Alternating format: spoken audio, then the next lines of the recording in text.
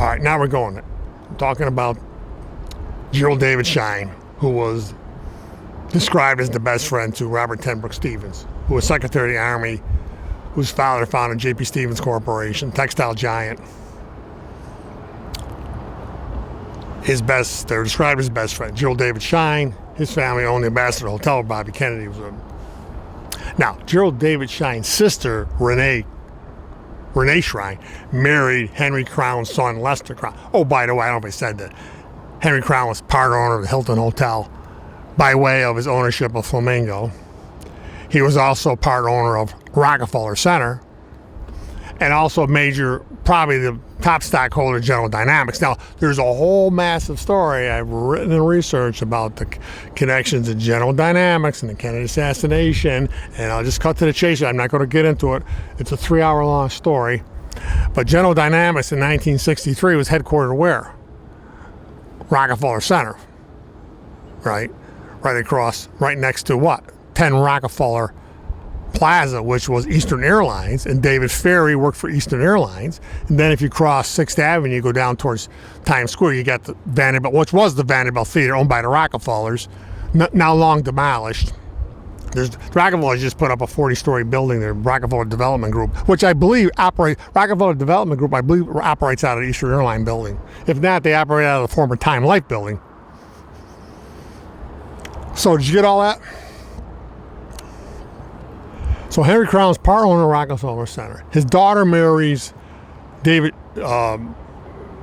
Renee Shrine. His son, Lester Crown, marries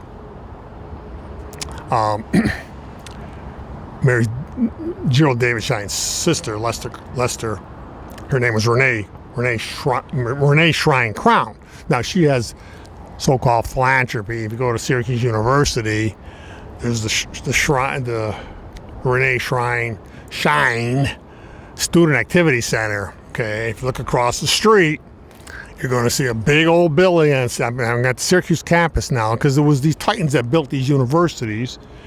You look up at this tall building, one of the oldest, tallest buildings on a campus. If you look up at this building, you'll see the name Archibald Hall School of Language. Well, who was Archibald?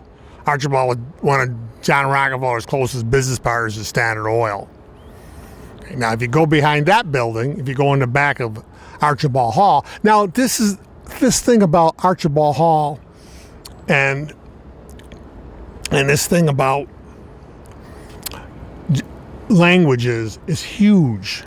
It's a huge component in understanding why Rockefeller died. Why Kennedy's died. I can't get into it all now. This Rockefeller world is divided into many spheres. All right. It also ties to David Ferry, because David Ferry was a wannabe Jesuit priest. Okay, the Jesuits were also part of this army of people proficient in various languages. See, this is part of, they need people who could speak multiple languages, so they, in their conquest of the world, especially lost tribes, they need people, and this is why they specialize in training people to teach language. I could speak a million words on a subject, and you got to read my book called Clash of Dynasties and pick it up. Why Governor Nelson Rockefeller killed JFK, RFK, and ordered Watergate to destroy the presidential hopes of Ted Kennedy. All right, getting back to Syracuse University, the Renee Shrine Student Activity Center across the street from Archibald Hall. Archibald also built a football stadium for Syracuse University. Archibald Stadium, which Jim Brown, the football player, made famous, more famous than it was. All right, now you go past that, you go to backside Archibald Hall. What do you got? You got the Carnegie Library. All the people connected with the JFK assassination. Well, yeah, because they built these universities up to serve their world domination and world conquests.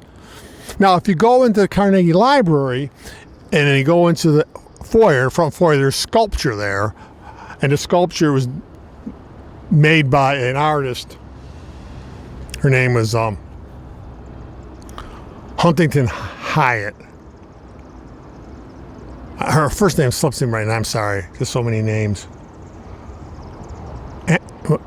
Huntington Hyatt. Her middle name was Huntington, and her last name was Hyatt. No relation. I don't think any relation to the Hyatt Hotel, but maybe. I don't know.